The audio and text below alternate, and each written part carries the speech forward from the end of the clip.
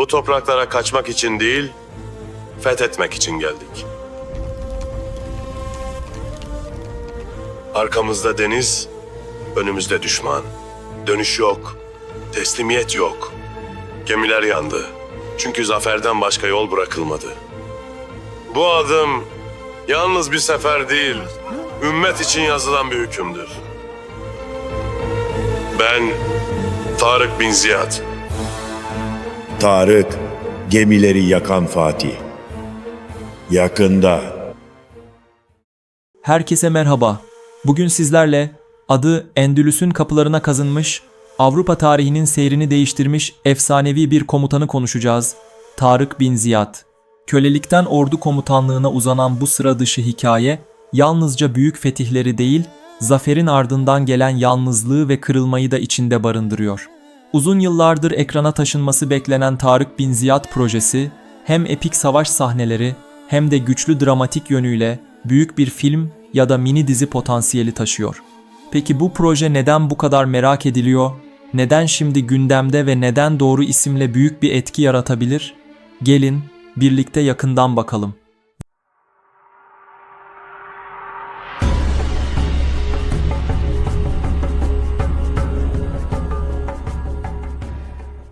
Videomuza başlamadan önce bu diziyi merakla bekleyenler kimler? Videomuzu beğenmeyi unutmasın. Böylece sayımızı bilelim. Öncelikle projenin hikayesinden bahsedelim. Hikaye, Tarık'ın komutan olarak yükselişini, Cebeli Tarık'a çıkışını ve Vizigot krallığına karşı verilen ölüm kalım mücadelesini epik bir dille anlatmayı hedefliyor. Ancak anlatı yalnızca fetihlerle sınırlı kalmıyor. Zaferin ardından gelen siyasi çekişmeler, güven kırılmaları ve Tarık bin Ziyad'ın hak ettiği değeri görememesi de hikayenin dramatik omurgasını oluşturuyor. Böylece ortaya yalnızca bir fetih destanı değil, gücün, sadakatin ve yalnızlığın iç içe geçtiği çok katmanlı bir tarih hikayesi çıkıyor. Tarık bin Ziyad'ın hayat öyküsü, küçük bir kuvvetle başlayan büyük fetihler, akılda kalan cesur kararlar, örneğin gemi yakma mitine dönüşen olay ve acı bir sonu içeren yapısıyla dramatik öğeler barındırır. Bu yönleriyle İslam ve dünya tarihindeki önemi, onun biyografisini güncel bir film veya dizi projesi için son derece ilgi çekici kılmaktadır. Nitekim yakın dönemde Arap dünyasında Fath al-Andalus adlı bir televizyon dizisiyle Endülüs'ün fethi konu edilmiştir. Tarık bin Ziyad'ın gölgede kalmış hikayesi, detaylı ve titiz bir şekilde ele alındığında hem tarihi bilincin artmasına hem de kapsamlı bir sinema, televizyon projesine dönüşebilecek zengin bir anlatıya dönüşebilir. Tarık bin Ziyad'ı merkeze alan bir film ya da mini dizi projesinde en kritik eşiklerden biri hiç şüphesiz başrol oyuncusu seçimidir. Bu noktada adı en güçlü şekilde anılan isim Engin Altan Düzyatan'dır. Tarihi yapımlarla kurduğu güçlü bağ, yıllar içinde seyircide oluşan güven duygusu ve özellikle liderlik vasfı yüksek karakterleri başarıyla taşıyabilmesi, Tarık bin Ziyad gibi hem askeri dehası hem de karizmasıyla öne çıkan bir figür için onu son derece uygun bir aday haline getiriyor. Engin Altan Düzyatan'ın ses tonu, fiziksel duruşu ve kamera karşısındaki hakimiyeti, Tarık'ın emir veren, arkasından binlerce askeri sürükleyebilen komutan kimliğiyle doğal bir örtüşme yaratıyor. Özellikle Barbaroslar dizisinde canlandırdığı Oruç Reis karakteri, Deniz'le kurduğu ilişki, gemilerle kazanılan zaferler ve liderlik dili açısından Tarık bin Ziyad'ı çağrıştıran pek çok unsur barındırıyordu. Bu da seyircinin zihninde Engin Altan Düzyatan'ı bu role daha projeden söz edilir edilmez yakıştırmasına neden oluyor. Başrol kadar önemli bir diğer unsur ise Tarık bin Ziyad'ın çevresindeki karakterlerin doğru şekilde kurgulanması ve oyuncu uyumunun sağlanmasıdır. Musa bin Nusayr, Emevi komutanları, Endülüs'te karşılaşılan Vizigot soyluları ve Tarık'ın yanında savaşan komutanlar, hikayenin dramatik gücünü belirleyecek temel unsurlardır. Bu karakterlerin hem tarihsel ağırlığı olan oyuncularla canlandırılması hem de Tarık ile sahne kimyalarının güçlü olması anlatının inandırıcılığını ciddi biçimde artıracaktır. Çünkü bu hikaye yalnızca bir fetih öyküsü değil, aynı zamanda bir güven, sadakat ve sonrasında yaşanan kırılma hikayesidir. Tarık'ın büyük zaferler kazanmasına rağmen süreç sonunda geri planda bırakılması, hatta bir anlamda ihanetle yüzleşmesi, güçlü dramatik sahneler için çok büyük bir potansiyel barındırmaktadır. Bu projenin bir diğer dikkat çekici yönü, Tarık Bin Ziyad'ın ve Endülüs fethinin Türk ekranlarında ilk kez bu denli merkezde ele alınacak olmasıdır. Seyirci, daha önce adını sıkça duyduğu ama detaylarını çok iyi bilmediği bu tarihi figürü ilk kez derinlikli bir anlatımla tanıma fırsatı bulacaktır. Gemileri yakma rivayeti, Vizigot kralı Roderick ile yapılan büyük savaş, Endülüs topraklarına atılan ilk adım ve kısa sürede kazanılan büyük zaferler, aksiyon ve epik sahneler açısından son derece güçlü bir zemin sunar. Bunun yanında Tarık'ın hayatının son dönemlerinde yaşadığı yalnızlık ve hak ettiği değeri görememesi, hikayeye duygu yönünden büyük bir derinlik kazandırır. Bu inişli çıkışlı yapı, seyircinin karakterle bağ kurmasını kolaylaştırır ve projeyi yalnızca bir savaş anlatısı olmaktan çıkarır. Tarık Bin Ziyad'ı merkezine alan bir film ya da dijital mini dizi projesinin tutma ihtimali, günümüz tarih yapımları trendleri göz önünde bulundurulduğunda ortalamanın belirgin şekilde üzerinde görünüyor. Bunun en temel nedeni hem karakterin taşıdığı olağanüstü tarihsel ağırlık hem de izleyici tarafında hala yeterince işlenmemiş, hatta hak ettiği ölçüde tanınmamış bir figür olmasıdır. Tarık Bin Ziyad, yalnızca bir komutan değil, Endülüs kapılarını açan, Avrupa tarihinin seyrini değiştiren ve adını Cebeli Tarık'a kazıyan bir liderdir. Bu büyüklüğe rağmen hikayesinin bugüne kadar güçlü bir sinema ya da dizi anlatısına dönüşmemiş olması, projeyi baştan avantajlı bir konuma taşıyor. Engin Altan Düz Yatan gibi tarih yapımlarında izleyiciyle güçlü bir bağ kurmuş, lider karizmasını ekrana taşıyabilen bir ismin Tarık Bin Ziyad rolü için öne çıkması, projeye daha duyurulma aşamasında ciddi bir prestij kazandıracaktır. Engin Altan Düz Yatan'ın ses tonu, duruşu ve daha önce denizci komutan rolleriyle oluşturduğu hafıza, Tarık Bin Ziyad'ın hem askeri hem de ruhsal ağırlığını yansıtmak için güçlü bir zemin sunuyor. Projenin tutma ihtimalini yükselten bir diğer önemli etken, tarih yapımlarına yönelik oluşan yeni izleyici alışkanlığıdır. Özellikle Halid Bin Velid projesinin yayınlanacak olmasıyla birlikte, izleyici tarafında bir tarih dizi film bağımlılığı dalgasının oluşması oldukça muhtemeldir. Geçmişte benzer bir süreci Selahaddin Eyyubi ve Osmanlı temalı yapımlarda gördük. Bir proje ilgi gördüğünde, hemen ardından benzer dönemleri ve karakterleri anlatan yapımlar için de zemin oluşur. Halid Bin Velid'e gösterilecek ilgi, Tarık Bin Ziyad gibi daha az bilinen ama etkisi çok daha geniş bir karakterin de gündeme gelmesini kaçınılmaz hale getirecektir. Tarık Bin Ziyad'ın hikayesini güçlü kılan en önemli unsurlardan biri, zaferle başlayan ama trajediyle biten bir hayat öyküsüne sahip olmasıdır. Gemileri yaktırdığı rivayet edilen o meşhur sahne, sinema diliyle işlendiğinde yalnızca İslam tarihi için değil, dünya sineması açısından da unutulmaz anlardan biri olabilir. Ancak bu destansı fetihlerin ardından gelen siyasi entrikalar, kıskançlıklar ve sürgün süreci, karakteri tek boyutlu bir kahraman olmaktan çıkarıp çok katmanlı, dramatik derinliği yüksek bir figüre dönüştürüyor. Bu da izleyicinin yalnızca aksiyonla değil, duygusal olarak da hikayeye bağlanmasını sağlıyor. Türk-Arap ortak yapımı ihtimali ise projenin etki alanını ciddi biçimde genişletebilir. Tıpkı Selahaddin Eyyubi örneğinde olduğu gibi, Tarık Bin Ziyad'ın hikayesi yalnızca Türkiye'de değil, Orta Doğu ve Kuzey Afrika coğrafyasında da büyük bir karşılık bulacaktır.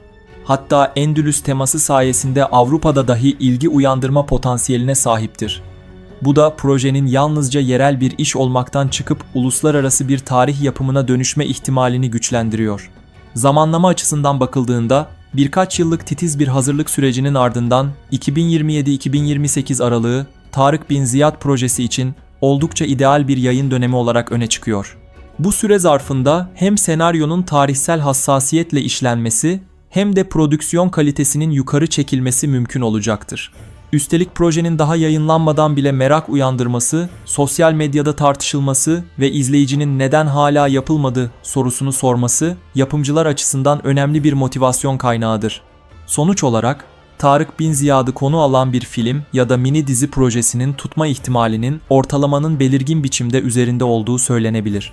Doğru oyuncu seçimi, güçlü bir senaryo, saygılı bir tarih anlatımı ve doğru platform tercihiyle bu proje yalnızca bir dönem işi olmakla kalmayıp yıllar sonra bile konuşulacak bir tarih yapımına dönüşebilir. Tarık Bin Ziyad'ın adı geç de olsa hak ettiği sinemasal değere kavuşabilir. Peki sizce Tarık Bin Ziyad projesi film mi yoksa dizi mi olmalı? Sizler de bu konudaki düşüncelerinizi yorumlar kısmına yazmayı unutmayın. Ayrıca yeni içeriklerimizi kaçırmamak için kanalımıza abone olmayı ve videomuzu beğenmeyi unutmayın. Yeni bir videoya kadar kendinize çok iyi bakın. Görüşmek üzere.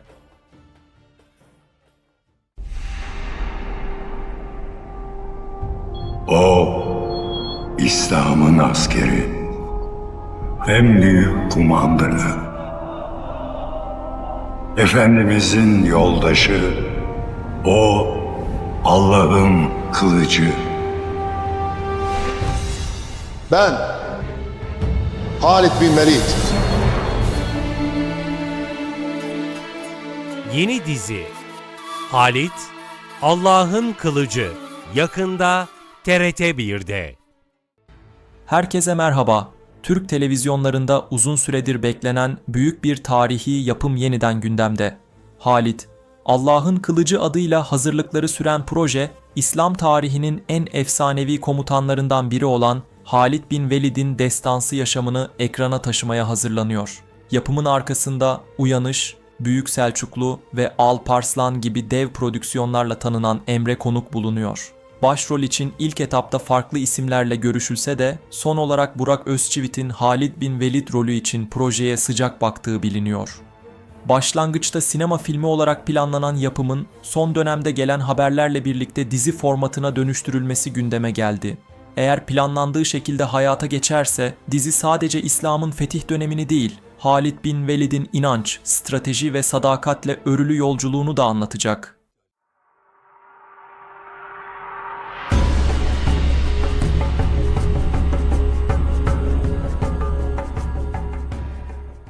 Videomuza başlamadan önce bu diziyi merakla bekleyenler kimler? Videomuzu beğenmeyi unutmasın, böylece sayımızı bilelim. Öncelikle dizinin hikayesinden bahsedelim. Dizi, İslam tarihinin en kudretli komutanlarından Halid bin Velid'in hayatına odaklanıyor. Müslüman olmadan önce Uhud Savaşı'nda Mekke ordusunun başında yer alan Halid, Hudeybiye Antlaşması sonrasında İslam'ı kabul ederek Peygamber Efendimizin ordusuna katılır. Bu karar, hem kendi kaderini hem de Arap Yarımadası'nın tarihini değiştirecek bir dönüm noktası olur. Allah'ın Kılıcı lakabını bizzat Hazreti Muhammed'den alan Halid bin Velid, İslam ordularını yüzün üzerinde savaşa götürür ve hiçbirinde yenilgi yaşamaz. Onun komutanlığında Suriye, Irak ve İran fethedilir. Genç İslam devleti kısa sürede bir imparatorluğa dönüşür. Dizinin merkezinde Halid bin Velid'in inancı, stratejik dehası ve savaş meydanlarındaki cesareti kadar, kendi içinde yaşadığı vicdani sorgular ve sadakatin sınandığı anlar da yer alıyor. Bu yönüyle proje sadece fetihlerle değil, bir inanç yolculuğunun derinliğiyle de öne çıkmaya hazırlanıyor. Başarılı yapımcılardan biri olan Emre Konuk, uzun yıllardır Halid bin Velid'in hayatını beyaz perdeye taşımayı planlıyordu. 2023 ile 2024 yıllarında yapım şirketi önce Alparslan dizisinde Barış Arduç'la masaya oturdu. Barış Arduç'a Halid bin Velid filminde başrol teklifi yapıldı fakat anlaşma sağlanamadı. Ardından Kuruluş Osman dizisinden Burak Özçivit'le el sıkışıldı. Burak Özçivit Nisan 2024'te Akli filmin Halid bin Velid adlı filminin başrolünde olacaktı. Projeye olumlu bakan Burak Özçivit'in görüşmeleri ilerlerken, Haziran 2024'te filmin İran'da çekileceği ve süreç hızlandırıldığı duyuruldu. Ancak daha sonra haberlere yansıyan bir gelişmede, İran'da çekilecek olan filmin ertelendiği bildirildi. Yani resmi onay yok ama proje halen gündemde kalmaya devam ediyor. Buna ek olarak daha sonra çıkan bazı haberlere göre Halid bin Velid projesi filmden diziye dönüşebilir. Emre Konuk'un bu yapımı aksilik çıkmazsa önümüzdeki sezonda dizi formunda yayınlamaya hazırlandığı belirtildi. Habere göre Emre Konuk'un daha önce film olarak planladığı proje dizi olarak hayata geçirilecek. Bu doğrultuda söylentiler önce filmi ertelenen Halid bin Velid projesinin TRT1 ekranlarında bir dizi olarak birkaç sezona yayılarak devam edebileceği yönünde. Burak Özçivit'in Halid bin Velid rolüyle ekrana gelme ihtimali hem oyunculuk kariyerinin geldiği nokta hem de karakterin tarihi ağırlığı açısından büyük bir heyecan uyandırıyor. Burak Özçivit'in daha önceki yapımlarda özellikle Kuruluş Osman dizisinde sergilediği liderlik savaş sahneleri ve otoriter duruşuyla Halid bin Velid gibi güçlü, stratejik bir komutanı canlandırmak için oldukça uygun olduğu düşünülüyor. Fiziksel görünümü, aksiyon sahnelerine olan yatkınlığı ve Arap coğrafyasını anlatan bir hikayedeki karizmatik lider tiplemesine uyumu, izleyicilerin bu seçimi doğal bir devam gibi görmesine yol açabilir. Ancak en önemli detay, Burak Özçivit'in bu rolü daha derin, ruhsal bir dönüşümle ele alıp alamayacağı olacak. Çünkü Halid bin Velid'in hikayesi yalnızca savaşlardan ibaret değildir. Onun Müslüman olmadan önceki dönemi, İslam'ı kabul etmesi, içsel değişimi ve Peygamber Efendimiz ile olan bağı, dizinin duygusal derinliğini belirleyecektir. Burak Özçivit'in bu ruhsal dönüşümü samimi bir şekilde yansıtabilmesi, karakterin seyirciyle bağ kurmasını sağlayacak en kilit unsur olacaktır. Ayrıca Burak Özçivit'in başrolde yer alması, uluslararası pazarlarda da ilgi uyandırabilir. Zira oyuncu hali hazırda Orta Doğu ve Asya coğrafyasında büyük bir hayran kitlesine sahip. Diziye dahil olabilecek diğer oyuncular açısından da kadro seçimi büyük önem taşıyor. Halid'in yakın silah arkadaşları, dönemin İslam öncesi ve sonrası liderleri, Peygamber Efendimiz döneminin ileri gelenleri gibi karakterler, hem tarihsel hem manevi sorumluluk gerektiren roller olacak. Bu nedenle dizinin oyuncu seçiminde sadece popüler isimlere değil, karakter derinliğini taşıyabilecek, karizmatik ve inandırıcı oyunculara yer verilmesi bekleniyor. Emre Konuk'un geçmişteki projelerine bakıldığında genellikle hem deneyimli hem de genç oyuncuları bir araya getirerek dengeyi sağlamayı başardığı görülüyor. Aynı stratejinin bu dizide de uygulanması beklenebilir. Tanıtım süreci açısından bakıldığında Halid bin Velid gibi bir yapımın reklam kampanyası oldukça stratejik yürütülmek zorunda. Çünkü dizinin hem tarihi hem de dini hassasiyetleri olan bir hikayeyi konu alması, tanıtımların dikkatli, dengeli ve etkileyici bir şekilde yapılmasını gerektiriyor. Emre Konuk'un geçmiş dizilerinde özellikle Uyanış Büyük Selçuklu ve Alparslan Büyük Selçuklu kullandığı sinematik tanıtım videoları izleyicide büyük merak uyandırmıştı. Benzer bir pazarlama yaklaşımıyla dizinin ilk fragmanlarının yayınlanması halinde seyircide büyük yankı uyandırması muhtemel. Özellikle Halid'in Müslüman olmadan önceki dönemi, savaş sahneleri, Peygamber Efendimiz'e biat ettiği an gibi duygusal ve aksiyon dolu sahnelerin kısa tanıtımlarda gösterilmesi hem yerli hem uluslararası izleyicinin ilgisini çekebilir. Özellikle Halid'in Müslüman olmadan önceki hayatı ile İslam'a giriş süreci arasındaki keskin değişim dizinin dramatik gücünü belirleyecek. Onun Mekke'deki gençliği, Uhud Savaşı'ndaki rolü, Hudeybiye Antlaşması sonrası yaşadığı vicdani sorgulamalar ve nihayetinde İslam ordularının başına geçişi karakter gelişimi açısından eşsiz bir hikaye zinciri oluşturuyor. Bu bölümler hem senaryonun dramatik yapısını güçlendirecek hem de izleyiciyi her bölümde bir sonraki adımı merak ettiren bir kurguyla ekrana bağlayacaktır. Dizinin tutma ihtimali ise ortalamanın oldukça üzerinde görünüyor. Bunun en büyük sebeplerinden biri yapımcı koltuğunda Emre Konuk'un yer alacak olması. Emre Konuk'un daha önce imza attığı Uyanış, Büyük Selçuklu, Alparslan, Büyük Selçuklu ve Kudüs Fatihi Selahaddin Eyyubi gibi projeler TRT ekranlarında büyük yankı uyandırmış ve güçlü bir seyirci kitlesi oluşturmuştu. Bu projelerde olduğu gibi Halid bin Velid dizisinde de tarihi gerçekliğe bağlı, dramatik yapısı güçlü ve manevi yönü derin bir senaryo beklentisi mevcut. Yayın günü açısından değerlendirildiğinde dizinin pazartesi akşamları Selahaddin Eyyubi'nin yerine geçmesi en muhtemel senaryo olarak öne çıkıyor. Emre Konuk'un önceki büyük projelerinin de pazartesi akşamları TRT1 ekranlarında yayınlanmış olması bu tahmini güçlendiriyor. Ancak pazartesi günleri genellikle yüksek reyting rekabetinin yaşandığı bir zaman dilimi olduğu için dizinin yayın günü stratejik olarak doğru belirlenmezse bu büyük yapım reyting kurbanı olabilir. Bu nedenle tanıtım süreci, fragmanların yayınlanma zamanlaması ve sosyal medya etkileşimleri kritik önem taşıyacaktır. 2026 yılında başlaması planlanan dizinin hazırlık süreci uzun olsa da bu süre yapım kalitesini artırmak için büyük bir fırsat. Kostüm, dekor, savaş sahneleri ve dönemin atmosferinin yeniden yaratılması gibi unsurlar için zaman tanınması, diziyi yalnızca yerli değil, uluslararası platformlarda da ilgi görebilecek bir seviyeye taşıyabilir.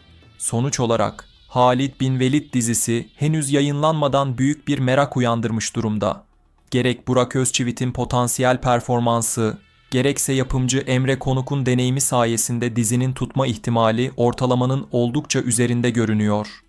Proje doğru zamanda, doğru stratejiyle yayına girerse hem Türkiye'de hem de İslam coğrafyasında büyük bir izlenme başarısı yakalayabilir.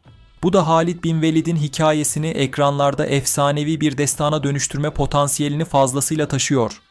Peki sizce Halid bin Velid dizisi olmalı mı? Sizler de bu konudaki düşüncelerinizi yorumlar kısmına yazmayı unutmayın.